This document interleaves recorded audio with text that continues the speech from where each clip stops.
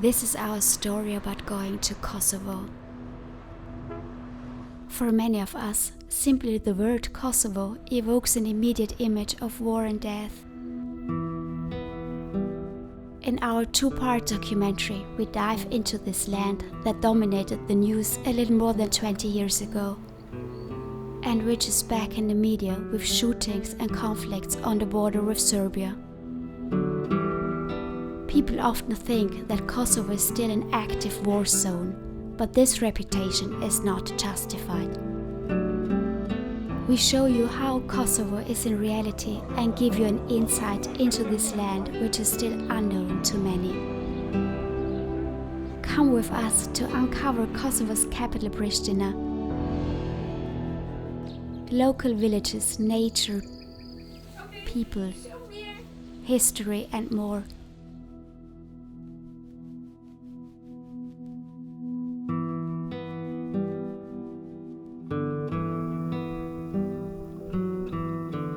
Kosovo has a difficult history. You may recall the war of 1998-99, in which NATO intervened.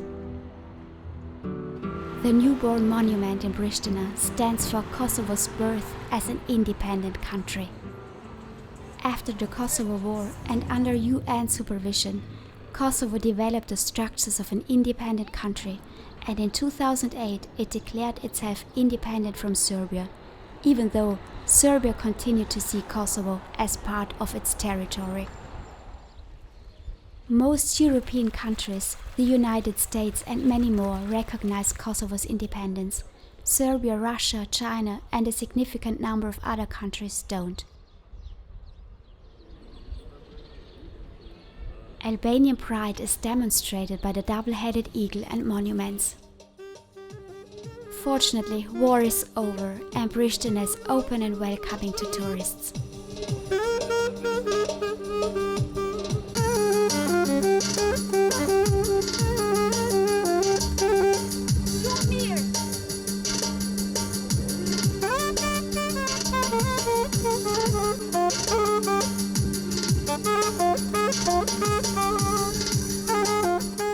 Kosovo is one of the least visited countries in Europe. If you come here, you can discover a land rich in history and a land that countless people have loved and even given their lives for.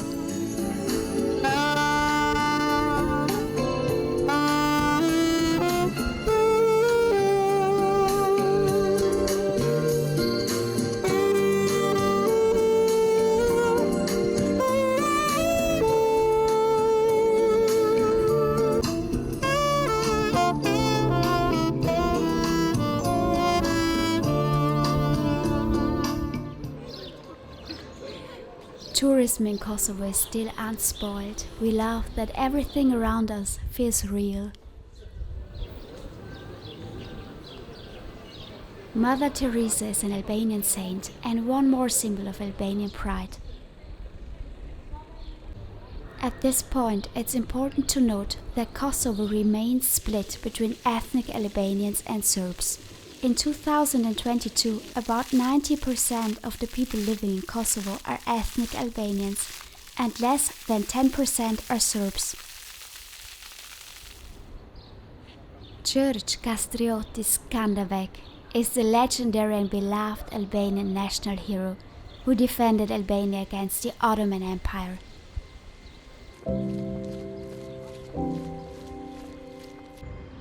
This 4-meter-high Lego brick is meant to symbolize Kosovo as a missing piece in the European Union. But it's not an easy road for Kosovo, as the EU has made the membership conditional on resolving the conflict with Serbia.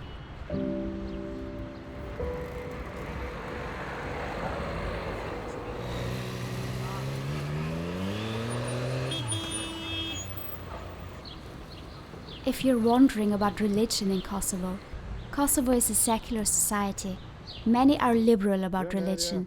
The majority, about 95%, are Muslims, but many are not strict and do not attend mosque services regularly. Here we are in Pristina's beautiful Imperial Mosque. A small proportion of Kosovo's population is Catholic, and Serbs mostly belong to the Serbian Orthodox Church. This mystical cathedral is an unfinished Serbian Orthodox church. It remains empty to this day as it is regarded as a symbol of Slobodan Milošević's rule.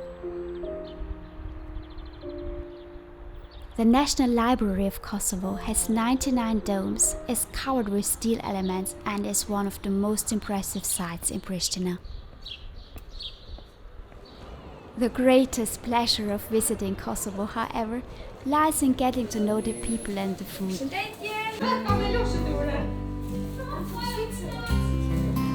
you're from Pristina? Oh, it's nice, we like it. Yeah. First we were in Albania, and then came here. Oh, shit, God, so still operating. Pristina has countless bakeries, and for 1 kilogram tasty bread you don't pay more than €1. 2 of those? Okay. Yes, you heard it right. The official currency in Kosovo is euro, although Kosovo is not a member of the European Monetary Union. And bureku? Yes. It's with meat inside. Yes. And mantia. Is it like bureku? Yes. Similar. Okay. Okay. Show here. That evening we really enjoyed the bread and the Byreks filled with meat. Near Pristina we find this predominantly Serb town Gračanica. In the Middle Ages, Kosovo first became the center of the Serbian Empire and was then captured by the Ottoman Empire. I hope I can spell it correctly. I try. Miloš Obilić, the legendary Serbian knight, is a symbol of the Serbian fight against the Ottomans. In 1912, Serbia regained control of Kosovo. Behind these walls lies Gračanica Monastery, a UNESCO World Heritage Site and the spiritual center of Kosovo's Serb community. Many Serbs see Kosovo as the cradle of Serbian civilization. Ethnic Albanians claim they have lived in Kosovo longer than the Serbs as descendants of the Illyrians. Yes, there are still tensions in the country, but there is also peaceful coexistence among ordinary people. For tourists visiting Kosovo, there is nothing to worry about. We are heading east and explore more of Kosovo.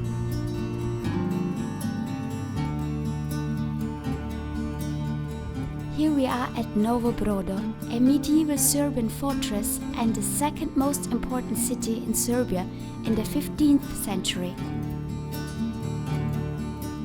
The borders of Kosovo are largely mountainous. Their heartland comprises high plains and rolling hills.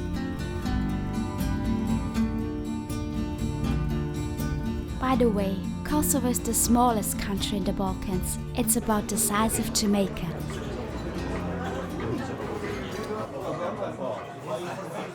Back in Gračanica, we enjoy dinner surrounded by friendly locals, Serbs and Albanians. Is it cheese? Yeah, cheese. Cheese, yeah. In the local press, we find an article about this Serb majority village of Gornja Gušterica. It says that it's difficult for Serbs to find work in central Kosovo, and that many houses in the village have already been abandoned or sold, as the original inhabitants have moved to Serbia among other places to get a job. However, the municipality wishes to preserve its status as a majority Serb village and wants to prevent migration.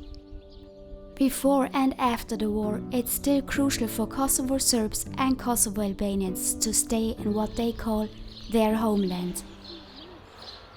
We leave Gušterica and face Kosovo's bad past, Ottoman Empire, incorporation into Serbia and Yugoslavia. Only for a while Kosovo was granted autonomous status until Slobodan Milošević revoked Kosovan autonomy in 1989 and terribly oppressed the Kosovo Albanians. In 1998, this resulted in an open conflict between the Kosovo Liberation Army UÇK, a separatist militia, and Serbian Yugoslav forces. Bloody fighting began. To this day, many war crimes committed by the UÇK and Serbia have not been solved. The Kosovo War ended in June 1999 when NATO intervened and carried out a bombing campaign against Serbia after peace negotiations failed. Until today, the NATO attacks are controversial because NATO intervened without the United Nations mandate and without the case that one NATO ally was attacked. From war to newly founded independence, there is lots to learn about the history of Kosovo. We are back in Pristina. If you stroll through Pristina, you will see a modern city with all amenities. And we would like to say it again, as a traveler you feel safe in Kosovo, it's not a war zone. You only must be aware that you will often be confronted with the country's past, as the Kosovo War was recent. This memorial remembers the cruel crime of rape carried out by the Serbian forces during the last war against nearly 20,000 women. I guess there are 20,000 little heads within the monument. All the women. You will hear many first-hand stories from locals, from both Albanian and Serbian perspectives. The civil war is still fresh. The statue of former US Secretary was erected in gratitude for her contribution to the liberation of Kosovo. Kosovo loves the United States, which came to its defense. Billboards with the slogan Liria ka emër, which means freedom has a name, supporting the Kosovo Liberation Army, can often be seen in Pristina. This is Mother Teresa Cathedral. You must climb the bell tower to get the best view of Pristina.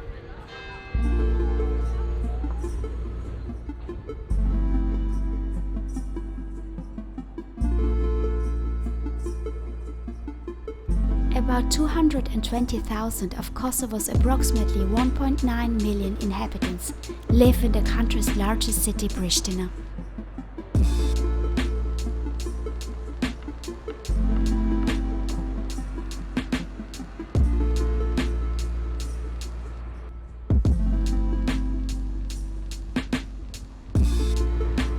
The United States is still regarded as Kosovo's best friend. One of Pristina's main streets bears the name of Kosovo's hero Bill Clinton, who supported Kosovo during the war.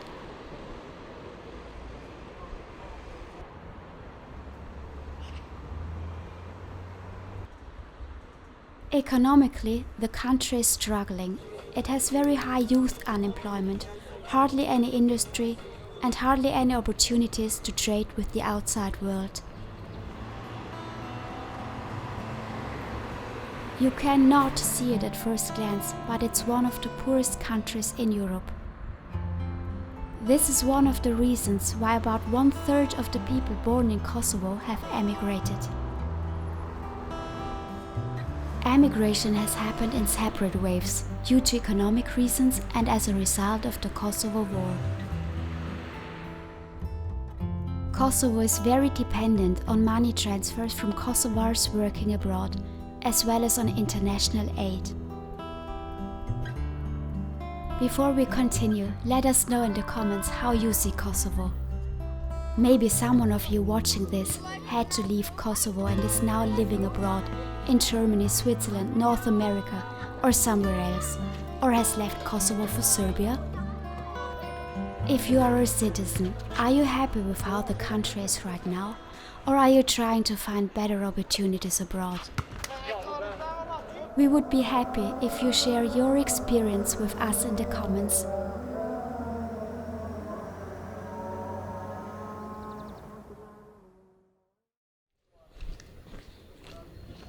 It's time to leave the city and discover more of the countryside. We are in Janjeva, an abandoned Croatian village once known for its gold and silver mines. Today, mainly Albanians live here peacefully together with Turks, Roma, and a minority of Croats and Bosnians.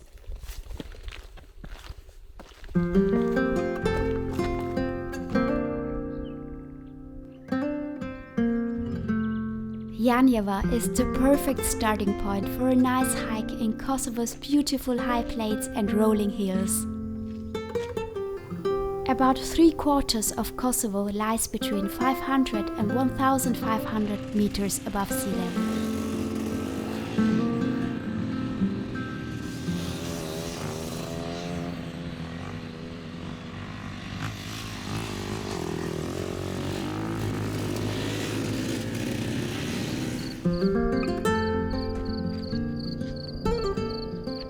Kosovo is a landlocked country. It is bordered by Serbia to the north and east, North Macedonia to the south, Albania to the west, and Montenegro to the northwest.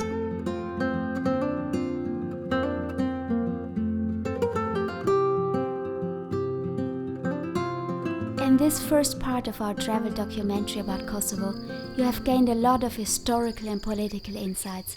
You got to know the capital Pristina and the surrounding area, but there is so much more to be seen. In part 2 of our Kosovo documentary, we'll show you more missing pieces to the puzzle of Kosovo. We'll take you to Kosovo's must-see places like Pristina and Peja and introduce you to the picturesque Rugova Valley. We'll go shopping, eating and meet the locals. Join us in the next episode. And as always, please like and subscribe and let us know your feedback.